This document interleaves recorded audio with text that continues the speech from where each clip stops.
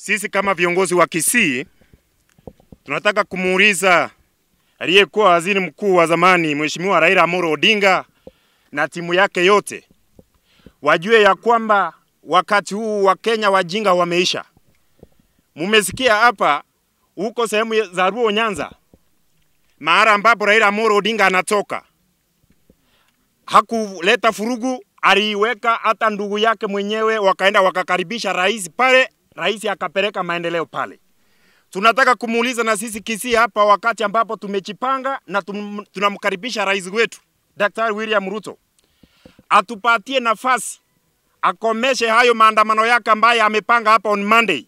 Kama anatutakia mema na anatupenda kama wa Kisii, awache na sisi tuletewe program za maendeleo kama housing program kama ile ilipelekwa huko Migori na sehemu zingine. Ili na sisi tukishapata hiyo maendeleo, hata akileta hayo maendeleo maandamano baadaye, na sisi kama Kisii tutakuwa tumepata, ama sivyo watu wetu?